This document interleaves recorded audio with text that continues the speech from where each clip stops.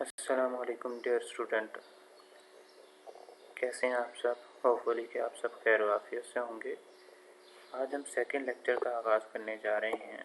अगर आप लोगों ने मेरे फर्स्ट लेक्चर नहीं अटेंड किया तो काइंडली सबसे पहले आप फर्स्ट लेक्चर की वीडियो देखिएगा। तो चलते हैं सेकंड लेक्चर की तरफ। तो इससे पहले फर्स्ट लेक्चर में हम जो डिस्कस कर रहे थे प्रॉब्लम सॉल्विंग के बारे में। प्रॉब्लम सॉल्विंग बेसिकली दो इसके पोर्शन थे। फर्स्ट में क्या था कि प्रॉब्लम को आइडेंटिफाई करना, उसको वेल डिफाइन करना। जब हमारे पास प्रॉब्लम वेल डिफाइन हो जाता था तो देन हमने उसके सोल्यूशन की तरफ बढ़े थे। फिर हमने ये भी डिस्कस किया था कि वेल डिफाइंड प्रॉब्लम को हमें सोल्व करने के लिए बेसिकली 5 स्टेप्स की ज़रूरत पड़ी थी। फर्स्ट स्टेप क्या था जी? फर्स्ट स्टेप में हमारे पास था डिफाइनिंग अ प्रॉब्लम, कि उस प्रॉब्लम को डिफाइन करना है सबसे पहले। नेक्स्ट था understanding a problem. After defining a problem, उस प्रॉब्लम को अंडरस्टैंड करना था। ये दोनों स्टेप हम ऑलरेडी पढ़ चुके हैं। तो नेक्स्ट थर्ड स्टेप हमारे पास प्लानिंग अ सॉल्यूशन, उस प्रॉब्लम को सोल्व करने की planning. Then defining candidate solution. तो उस प्रॉब्लम को सोल्व करने के बाद हम जब देखेंगे कि हमारे पास मोर देन वन उसके सॉल्यूशन आए हैं, तो मोर देन वन सॉल्यूशन में से किसी एक बेस्ट सॉल्यूशन जो हमारे नज़दीक या यूज़र के करीब वो सॉल्यूशन सबसे बेस्ट होगा, वो हमने सेलेक्ट करना होता है। ये भी हमने डिस्कस किया था पिछले लेक्चर में कि problem solving is not only a topic. Problem solving basically a good skill, ये एक बेहतर स्किल है जिसको प्रॉब्लम सॉल्विंग आ जाती है, सही तरीके से प्रॉब्लम वो सोल्व कर सकता है, तो वो लाइफ में प्रैक्टिकली भी काफ़ी कामयाब शख्स है। तो देखते हैं, हमारे पास जो आज का फर्स्ट टॉपिक है वो है प्लानिंग का सॉल्यूशन। किसी भी प्रॉब्लम के सॉल्यूशन की तरफ बढ़ने से पहले हमें उसकी प्लानिंग करना ज़रूरी होती है। मतलब एक प्रॉब्लम आया तो उसको सोल्व करने के लिए डिफरेंट स्ट्रेटजीज अपनानी पड़ती हैं। जैसा कि हमारे पास फर्स्ट स्ट्रेटजी आ जाती है डिवाइड एंड कन्क्योर।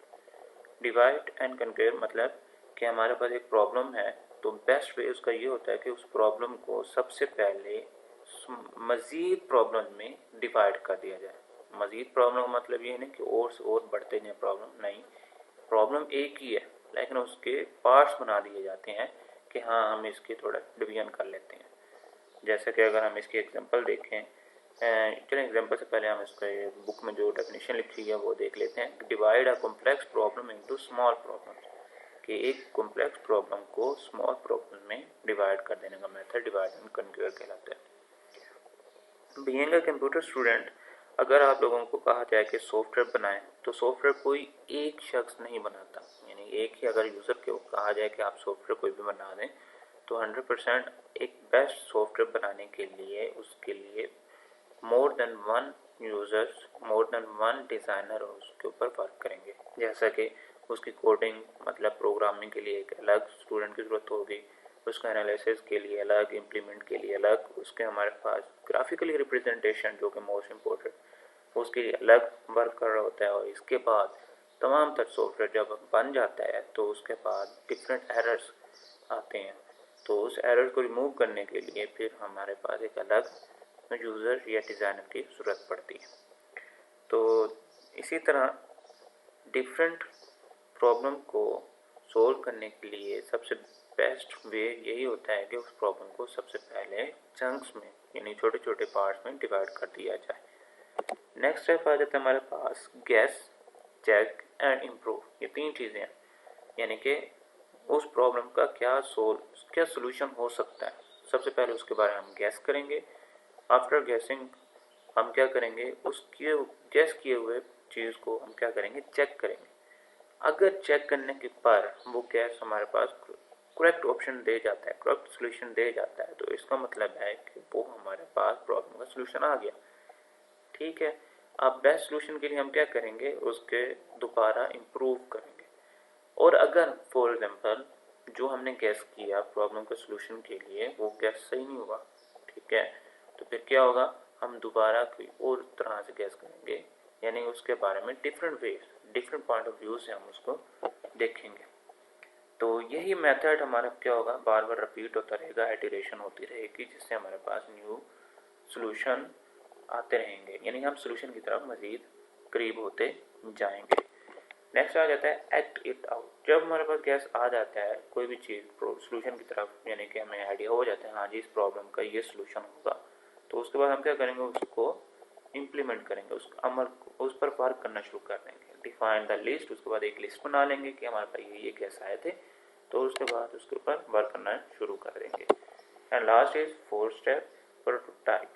प्रोटोटाइप में जब भी हमारे पास सोल्यूशन आया उसको हम पिक्टोरियल लैंग्वेज में रिप्रेजेंट करेंगे। Simply draw pictorial representation of a solution.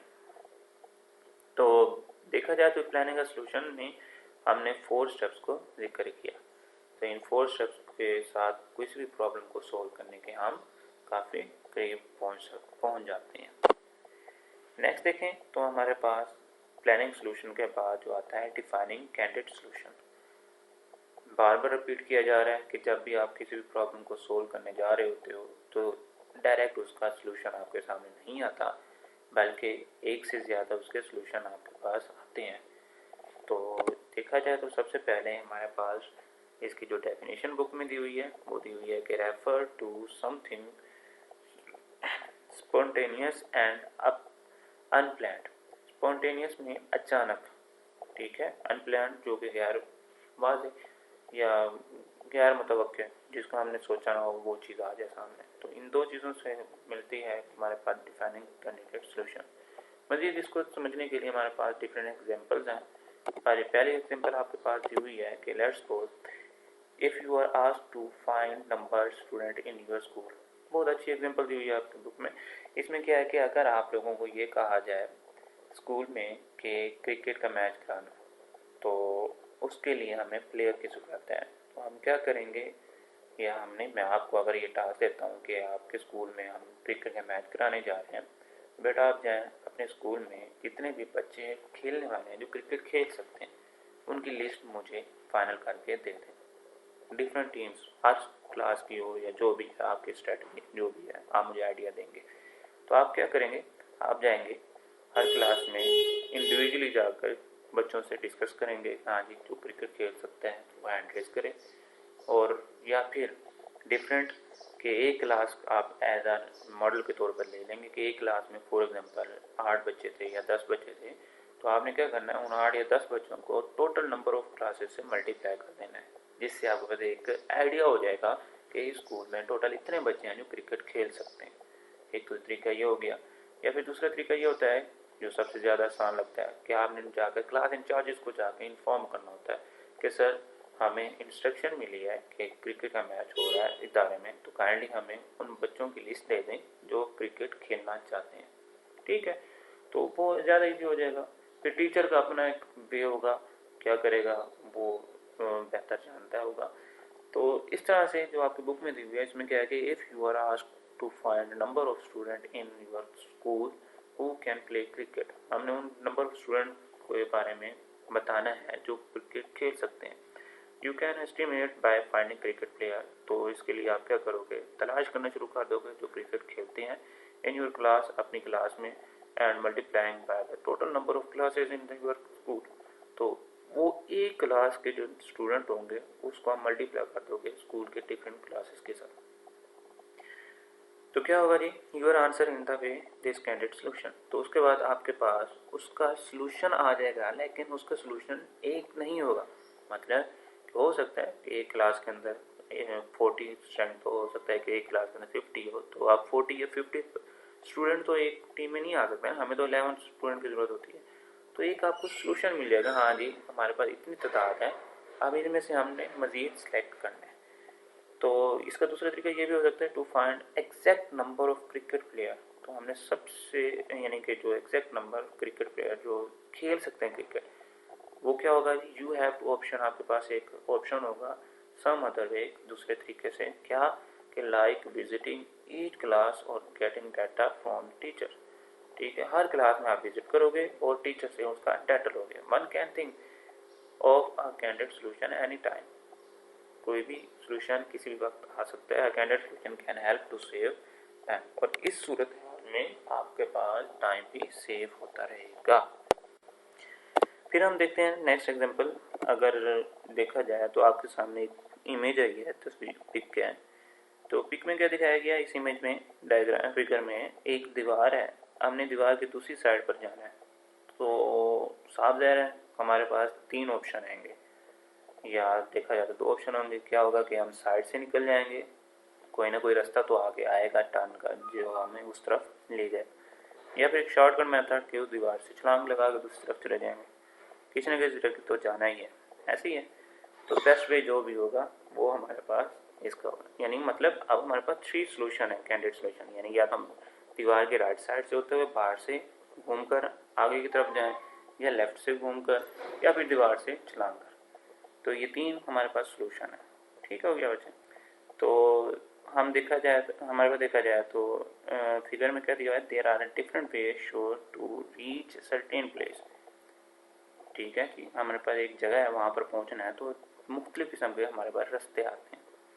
ठीक है, which can be reached either by going across the wall that wall और going sides by going sideways. या तो हम दीवार के ऊपर से जाएंगे या उस दीवार के साइड्स होते हुए जाएंगे। The one you think can work, इनमें से आप किसी एक पर वर्क लाजमी करोगे, दैट कैंडिडेट सोल्यूशन, वो आपका कैंडिडेट सोल्यूशन होगा। इसके अलावा अगर हम फिर एक और एग्जांपल भी देखें प्रैक्टिकली कि अगर हमने अपने स्कूल से कैंट जाना है, या अगर हम बात करें हाँ कैंट जाना है, तो हमारे पास कितने रास्ते हो सकते हैं। फॉर एग्जांपल आप अपने स्कूल में बैठे हैं और आप कहा जाए बेटा आपने कैंट जाएं, तो कौन सा रास्ता आप सबसे पहले सिलेक्ट करते हैं। तो देखा जाए तो कैंट जाने के लिए हमारे पास दो रास्ते बनते हैं, एक MDA से होता हुआ आगे की तरफ और एक हमारे पास सूरज महल से होते हैं। मज़ीद उससे आगे देखा जाए तो मज़ीद और भी रास्ते आते हैं। तो ये जो दो रास्ते हैं उनमें से किसी एक रास्ते का इंतखाब करना हमारे पास क्या होगा, कैंडिडेट सोल्यूशन होगा। ठीक हो गया बच्चे। अच्छा, इसके अलावा एक और अगर हम एग्जांपल देखें जो आपकी ये बुक में नहीं है, कि देखा जाए कि आपके स्क्रीन पर आप देख रहे हैं कि 2 इन दो डिजिट्स यानी कि 2 और 2 के बिटवीन ऐसा कौन सा मैथमेटिकल ऑपरेशंस हम ऐड करें, लगाएं, जिससे आंसर हमारे पास 4 आ जाए। क्या आप बता सकते हैं मुझे? चलें, फॉर एग्जांपल मैं अगर बात करता हूँ कि इनके सॉल्यूशन ये बन सकते हैं कि 2 + 2, आंसर हमारे पास 4 आएगा। मल्टीप्लाई करने पे भी 4 आता है, लेकिन अगर हम देखा जाए दोनों के साथ साइन माइनस कर दें तब भी आंसर हमारे पास 4 आएगा। तो ये जो हमारे पास सॉल्यूशन आ रहा है कि 2 + 2 = 4, इसी तरह 2 × 2 = 4, 2 - × -2 = 4। तो ये 1 2 3 ऑप्शन जो है हमारे पास, ये कैंडिडेट सॉल्यूशन हमारे पास बनते हैं। यानी कि ये प्रॉब्लम था हमारे पास। प्रॉब्लम क्या है कि 2 और 2 के बिटवीन कौन सा ऑपरेशन है कि आंसर 4 आ जाए। तो उसका जो सॉल्यूशन आया हमारे पास वो एक सॉल्यूशन नहीं है, वो 3 सॉल्यूशन है। या तो हम प्लस लगा सकते हैं, या मल्टीप्लाई लगा सकते हैं, या माइनस इंटू माइनस लगा सकते हैं। तो ये आपके पास कैंडिडेट सॉल्यूशन की एक एग्जांपल बनती है। And last is selecting best solution. जब हमारे पास डिफरेंट सॉल्यूशंस आ गए तो सबसे बेस्ट सॉल्यूशन को सिलेक्ट करना है हमें। उसके लिए क्या करना पड़ता है, हमारे पास आपकी बुक में दिया हुआ है कि सिलेक्ट द बेस्ट सॉल्यूशन। इसके लिए हमारे पास for example you can solve the problem the following method. हम डिफरेंट मेथड यूज़ कर सकते हैं। सबसे पहला मेथड क्या दिया हमारे पास, देखा जाए look at each name on the website one by one until the name is found or the list is over। इसमें दिया हुआ है हमारे पास एक एग्जाम्पल, जैसा कि यानी कि अगर आपको एक टास्क दिया जाता है कि आपको वेबसाइट दे दी गई या कोई भी नेट अवेलेबल है और आपको ये कहा जाता है कि फाइंड करो अपने स्कूल के तमाम तर स्टूडेंट की नेम। ना सिर्फ इतना बल्कि आप लोगों को चलो ये दे दिया जाता है कि स्टूडेंट्स की एक लिस्ट है स्कूल की, तो आपने अपने किसी भी एक फ्रेंड का नेम उसमें से देखना है। तो कैसे देखेंगे, उसके लिए हमारे पास बेसिकली 4 स्टेप्स आते हैं। क्या क्या तरीकाकार हो सकता है कि सबसे पहले तो आप उसका नेम लिस्ट वाइज देखोगे, यानी पहला नेम देखा, दूसरा, तीसरा, चौथा, इस तरह से 4 यानी कि चलते जाएंगे। अगर हमारे पास 100 है या 100 से अब नेम की लिस्ट है, तो आप हर नाम को देखोगे जब तक आपका रिक्वायर्ड नेम नहीं आ जाता। या फिर इसका सेकेंड स्टेप हो जाता है टेक प्रिंट आउट। हम क्या करेंगे, उसका प्रिंट आउट ले लेंगे, सर्च द रिक्वायर्ड नेम, उसके बाद हम उसको सर्च करने के लिए, यानी सर्च का ऑप्शन है उसमें जाके हम नाम लिख देते हैं, तब भी आ सकता है। या फिर उसका नाम को कॉपी करेंगे, किस नाम को, तमाम तब बच्चों के नाम जो कि स्टूडेंट के नेम लिस्ट में दिए हुए हैं, यानी उस पूरी लिस्ट को आप कॉपी करेंगे, एक्सेल शीट के अंदर जाके पेस्ट करेंगे, उसके बाद उसको सॉर्ट करेंगे डिसेंडिंग या असेंडिंग ऑर्डर में अल्फाबेटिकली ABC के लिहाज से। देन अपने उस फ्रेंड का नेम का फर्स्ट अल्फाबेट को देखते हुए आप उस नेम को सर्च करना शुरू कर देंगे। और लास्ट जो कि सबसे ज़्यादा इजी, क्या करेंगे, शॉर्ट कमांड देंगे Ctrl+F। जब ये बटन प्रेस किए जाएंगे तो आपसे एक विंडो में पूछा जाएगा कि आप क्या सर्च करना चाह रहे हैं, तो आप स्टूडेंट का या उस फ्रेंड का नेम लिखेंगे, जैसे टाइप करेंगे तो उसकी लिस्ट में कहाँ पर है पोजीशन उसके आपको आइडिया हो जाएगा। तो देखा जाए कि उस स्टूडेंट का या उस फ्रेंड का नेम हमने क्रैश करना है, तो हमारे पास बेसिकली 4 स्टेप्स हैं। इन चारों स्टेप में हमें टारगेट तक पहुंच सकते हैं, यानी कि सोल्यूशन मिल जाएगा, चाहे वो आप फर्स्ट देखें, सेकंड, थर्ड या फोर्थ, चार के चार स्टेप में आप वो आंसर या सोल्यूशन ले सकते हैं। अब आपके करीब सबसे बेस्ट कौन सा हो सकता है, तो वो जो ऑप्शन आपको सबसे बेस्ट लगता है, फॉर एग्जाम्पल अगर मैं बात करूँ तो शॉर्ट की है Ctrl+F, उसमें जाकर जस्ट मैं नाम लिखना और मुझे आइडिया मिल जाएगा, रिजल्ट मिल जाएगा। तो मेरे नज़दीक .4 बेस्ट है। तो मुझे लाजिम बताइएगा कि आपके नज़दीक इन 4 पॉइंट में से कौन सा बेस्ट सोल्यूशन हो सकता है। नेक्स्ट देखेंगे तो we find more than one solution of a problem. अगर हमारे पास एक सोल्यूशन, एक प्रॉब्लम के कई सोल्यूशन होते हैं, and select the best one, तो हमने किसी एक सोल्यूशन को जो सबसे ज़्यादा बेस्ट हो सिलेक्ट करना होता है। अच्छा, इसके फ़ायदे क्या हो सकते हैं? फ़ायदे में आ जाता है लेस टाइम कंज्यूम। इसका फ़ायदा ये होता है कि हमारे पास सबसे अच्छा किसी भी सोल्यूशन यानी बेस्ट सोल्यूशन को इंतखाब करने के लिए ये हमारे पास बेसिकली 4 ऑप्शन का होना ज़रूरी है। क्या बातें हो सकती हैं कि सबसे पहला मेन चीज़ कि टाइम कंज्यूमिंग कम हो। हमारे नज़दीक वही सबसे बेस्ट वेबसाइट हो सकती है, सॉफ्टवेयर हो सकता है जिसके अंदर हम टाइम कंज्यूम ना कर रहे हो, और वो लो बजट यानी उसके ऊपर जो एक्सपेंस है वो सबसे कम बने, मोर इफेक्टिव, सबसे ज़्यादा असर रखने वाला। इसके अलावा लेस नंबर ऑफ स्टेप्स, इसके अंदर जो स्टेप्स की तादाद है वो भी कम होनी चाहिए। ये हम सब जानते हैं बच्चे कि जो सबसे बेस्ट सॉफ्टवेयर होता है, फॉर एग्जांपल अगर हम रिज़ल्ट की बात करें, रिज़ल्ट डे की, मैट्रिक का जब भी रिज़ल्ट आता है तो वेबसाइट उसी वक्त नहीं ओपन होती, यानी कि वेबसाइट पर ओपन नहीं होता, कुछ टाइम डिले हो जाता है। उसकी रीज़न मेन ये होती है कि जो उसका सर्च इंजन होता है कि उस पर एक वक्त में कई 100 या 1000 स्टूडेंट क्या कर रहे होते हैं, साइन इन हुए होते हैं और रिजल्ट फाइंड आउट करते हैं। इस तरह उसके ऊपर बर्डन आने की वजह से क्या होता है कि वो आउटपुट नहीं दे सकता, जिसकी वजह से उसकी क्यूरी लेट हो जाती है। तो बेहतर यही होता है कि हमें अपने रिजल्ट को फाइंड आउट करना है, तो सबसे पहले क्या करेंगे, इन 4 पॉइंट में क्या टाइम लेस कंज्यूम हो, बजट उसका लो हो, मोर इफेक्टिव हो, और इसके अलावा हमारे पास के अंदर स्टेप्स कम हो। तो ये हमारे पास प्रॉब्लम सॉल्विंग के तमाम टॉपिक कंप्लीट हो जाते हैं, प्रॉब्लम सॉल्विंग के तमाम स्टेप्स कंप्लीट हो जाते हैं, आपका एक टॉपिक कंप्लीट है। नेक्स्ट हमारे पास टॉपिक होगा फ्लो चार्ट और एल्गोरिथम, जो कि मोस्ट इम्पोर्टेंट है किसी प्रोग्राम को या बेस्ट प्रोग्राम बनने के लिए। तो अगर इस लेक्चर के बारे में किसी के पास कोई क्वेश्चन हो तो लाजमी पूछिएगा। अपना ख्याल रखिएगा, दुआ में याद रखिएगा। खुदा हाफिज़।